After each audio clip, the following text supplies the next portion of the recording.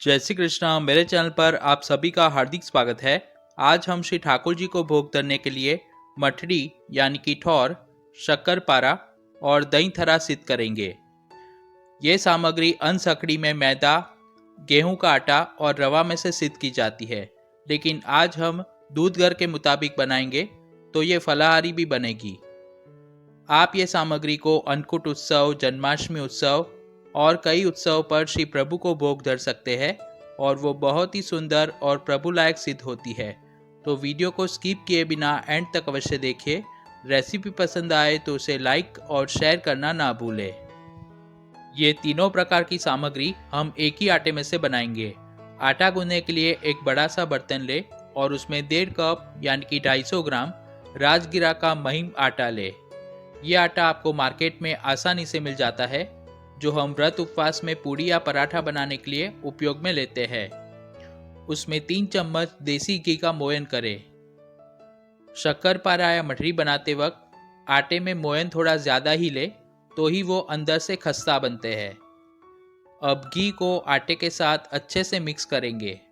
राजगिरा का आटा ग्लूटेन फ्री होता है, इसलिए उसे गूंथते वक्त कुछ बातों का ध्यान रखना बहुत ही ज़रूरी है। इस तरह से हमने आटे में मोयन किया है। अब उसमें आवश्यकता के अनुसार दही पधराएंगे। हम अनसकड़ी में मैदा या गेहूं के आटे के शक्कर पारे या मठरी बनाते हैं, तब आटा गूंदने के लिए गुनगुने गर्म जल का उपयोग करते हैं।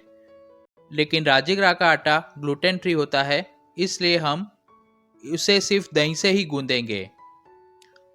कई बार क्या होता है कि राजगिरा के आटे की हम मठड़ी या शक्कर पारे बनाएं और आटा जल से गूंदे तो सामग्री अंदर से काफ़ी सख्त हो जाती है।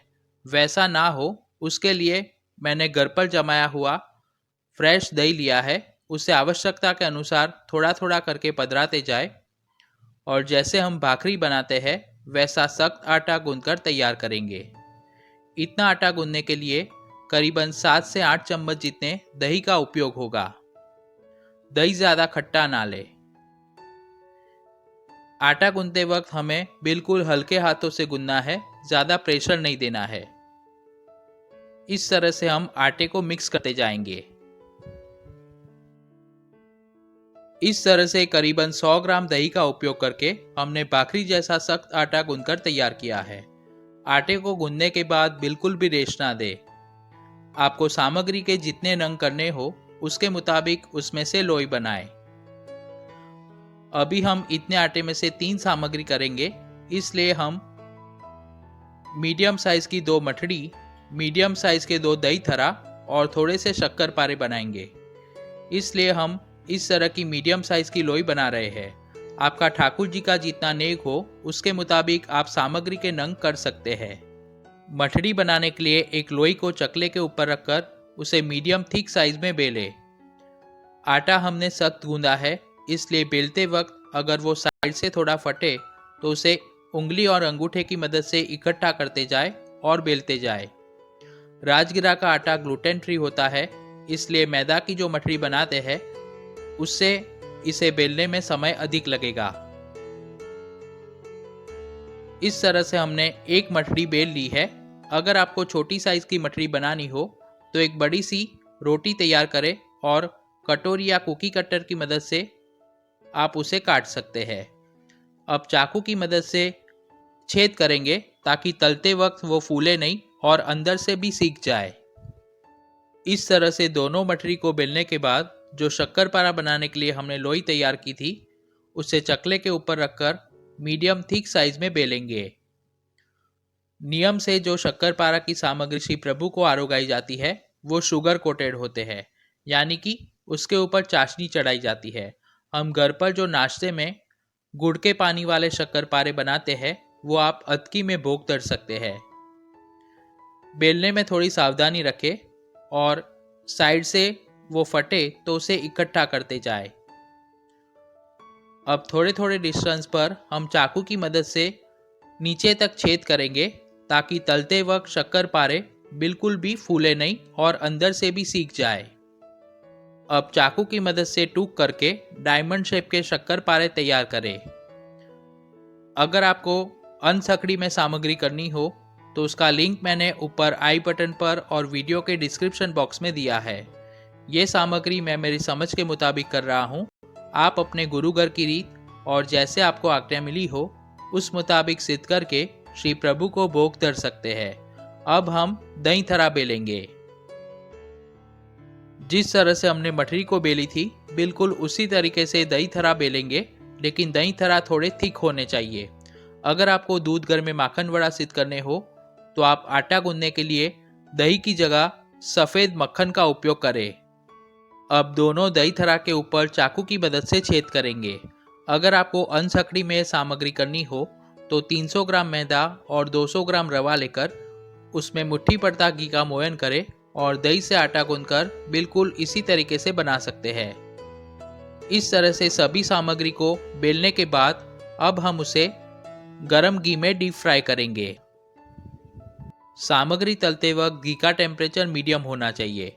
एक मठरी को जारा के ऊपर रखकर सावधानी से उसे कढ़ाई में पधराएंगे और पहले 2 मिनट के लिए उसे मीडियम टू हाई फ्लेम पर डीप फ्राई करेंगे ताकि वो दोनों साइड से थोड़ी सी सीख जाए। तब तक उसे जारा ना लगाए वरना सामग्री खंडित होने की संभावना रहती है। उसके बाद हम उसे पलटकर दूसरी साइड सेकेंगे। नीचे की साइड से मठरी थोड़ी सीख जाए फिर जारा की मदद से उसे सावधानी पूर्वक पलटकर दूसरी साइड सेके। आटा गूंथते वक्त हमने सिर्फ सिंगाड़े के आटे का उपयोग किया है, इसलिए तलते वक्त काफ़ी ध्यान रखना ज़रूरी है। मठरी की साइज़ आप जितनी बड़ी रखोगे उतना उसे तलने में अधिक समय लगेगा। मठरी दोनों साइड से अच्छी सी गोल्डन ब्राउन और क्रिस्पी हो जाए और अंदर से भी बिल्कुल कच्ची ना रहे, उस तरीके से हम उसे लो फ्लेम पर फ्राई करेंगे। मंदिर तथा हवेली में खाजा, मठरी और लड्डू के काफ़ी बड़े नग सिद्ध किए जाते हैं, लेकिन गुरु सेवा में हम अपनी अनुकूलता के मुताबिक छोटे या मीडियम साइज के नग बनाकर श्री प्रभु को भोग धर सकते हैं। 8 मिनट तक तलने के बाद एक मठरी अच्छे से फ्राई हो गई है, उसे एक प्लेट में पधराएं और बिल्कुल इसी तरीके से हम दूसरी मठरी को फ्राई करेंगे।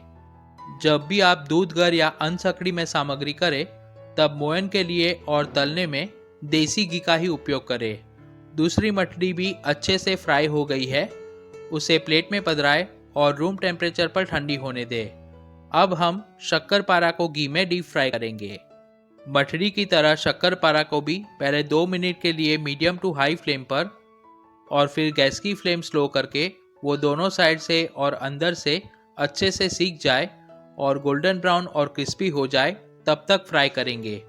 शक्करपारा साइज में छोटे हैं, इसलिए हम सारे शक्करपारा को एक ही बार में घी में पधराएंगे। उसे भी थोड़ी थोड़ी देर बाद जारा की मदद से पलटते जाए ताकि वो किसी एक साइड से ज़्यादा डार्क ना हो जाए। शक्करपारे को तलने में भी मठरी की तरह बिल्कुल 7 से 8 मिनट जितना समय लगेगा। सामग्री को तलते वक्त काफ़ी सावधानी रखें और बिल्कुल भी जल्दबाजी ना करें, वरना वो अंदर से कच्ची रह जाएंगी तो उतनी सुंदर सिद्ध नहीं होगी।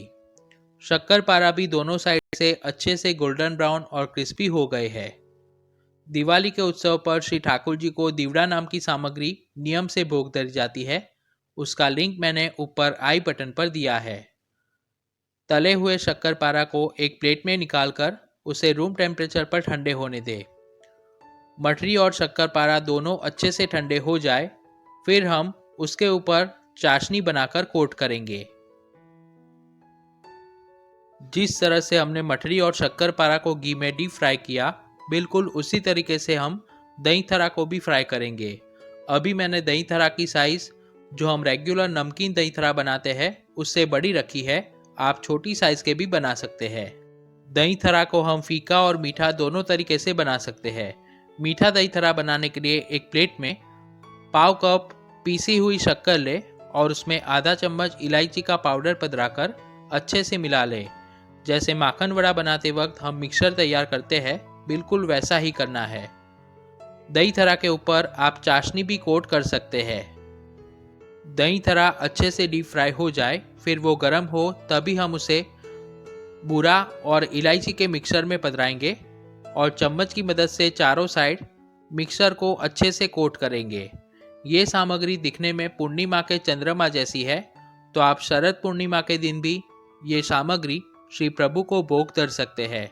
अब दूसरा दही थरा जब तक फ्राई हो तब तक हम उसे इस तरह से शक्कर में रखेंगे ताकि शक्कर और इलायची उसमें अंदर तक अच्छे से एब्जॉर्ब हो पाए।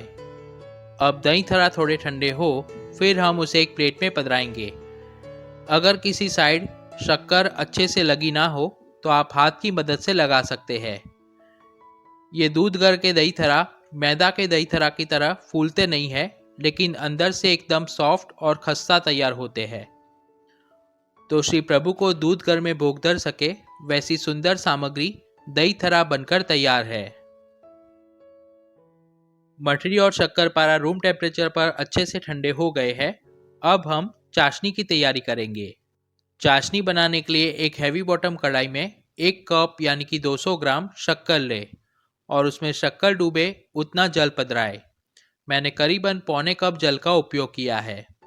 अब गैस की फ्लेम ऑन करें और मीडियम फ्लेम पर जब तक शक्कर जल के साथ अच्छे से घुलकर मिक्स हो जाए तब तक हम स्पैचुला की मदद से उसे लगातार चलाते रहेंगे। मठरी और शक्करपारा के ऊपर चढ़ाने के लिए हमें 3 तार की चाशनी बनानी है। 3 मिनट तक गर्म करने के बाद शक्कर अच्छे से मेल्ट हो गई है और चाशनी भी उबलने लगी है। चाशनी इस तरह की ट्रांसपेरेंट ना दिखे तो चाशनी में थोड़ा दूध पधराए ताकि उसके अंदर जो अशुद्धि होगी वो सब ऊपर आ जाएगी। 10 मिनट के लिए गर्म करने के बाद चाशनी अच्छी सी गाढ़ी हो गई है। 2 बूंद जितनी चाशनी एक प्लेट में निकालकर उसे रूम टेम्परेचर पर ठंडी होने दें।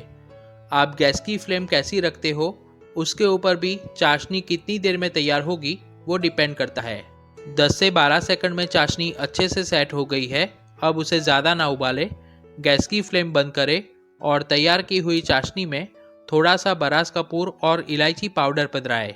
अगर आप 1 कप शक्कर की चाशनी बनाओ तो उसमें 1 मूंग के दाने जितना बरास कपूर पाउडर करके पधराएं और उसके साथ हम फ्लेवर के लिए पाव चम्मच इलायची का पाउडर पधराएंगे। अब बरास कपूर और इलायची दोनों को चाशनी के साथ अच्छे से मिक्स करेंगे। बरास कपूर आपको किसी भी आयुर्वेदिक स्टोर पर आसानी से मिल जाता है। श्री ठाकुर जी की कई सारी भोग सामग्री में उसका उपयोग होता है, लेकिन उसकी फ्लेवर काफ़ी स्ट्रांग होने के कारण काफ़ी कम क्वांटिटी में उसका उपयोग करें। अब चाशनी को 2 से 3 मिनट के लिए अच्छे से फेंट लेंगे ताकि वो थोड़ी ब्लरी हो जाएगी। फिर हम उसमें मठड़ी और शक्करपारा पधराएंगे।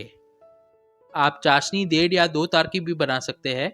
मठड़ी की दोनों साइड चाशनी अच्छे से कोट करें और उसे घी से ग्रीस की हुई थाली में निकाल लें। इस तरह की गाढ़ी चाशनी बनाओगे तो वो सामग्री के ऊपर सिर्फ 15 से 20 मिनट में अच्छे से सेट हो जाएगी। दशहरा उत्सव पर अगर आपको दूध घर में माठ सिद्ध करने हो तो बिल्कुल इसी तरीके से आप कर सकते हैं। चाशनी ठंडी होने के कारण अगर कढ़ाई में जम जाए तो उसमें थोड़ा सा जल करके आप 1 से 2 मिनट तक गर्म करोगे तो वो पहले जैसी कंसिस्टेंसी की हो जाएगी। शक्करपारा को चाशनी में पधराकर दोनों साइड चाशनी अच्छे से कोट हो जाए फिर हम उसे घी से ग्रीस की हुई थाली में निकालेंगे और रूम टेम्परेचर पर सेट होने देंगे। मठरी और शक्करपारा दोनों अच्छे से ठंडे हो जाए फिर हम सामग्री को बांस की छाप में पातल बिछाकर उसमें पधराएंगे और श्री प्रभु को भोग धरेंगे। तो अब अन्नकूट उत्सव में कुछ ही दिन शेष है। अगर आपको अनुकूलता हो तो ये तीनों सामग्री श्री प्रभु के लिए अवश्य सिद्ध करें। आपके कोई कन्फ्यूज़न या सजेशन हो तो भी आप कमेंट करके पूछ सकते हैं। सामग्री की रीत पसंद आई हो तो वीडियो को लाइक करें, उसे दूसरे वैष्णवों के साथ शेयर करें और अगर आप हमारे चैनल पर पहली बार आए हो तो ऐसी श्री प्रभु को सुहाए वैसी सामग्री एवं सात्विक रेसिपीज़ के वीडियोस देखने के लिए चैनल को सब्सक्राइब करें और बाजू में दिए गए बेल आइकन को दबाकर ऑल बटन पर अवश्य क्लिक करें। सामग्री की रीत समझाने में या प्रस्तुत करने में मुझसे कोई भी गलती हुई हो तो मुझे क्षमा करें। फिर मिलेंगे एक नई रेसिपी के साथ। धन्यवाद।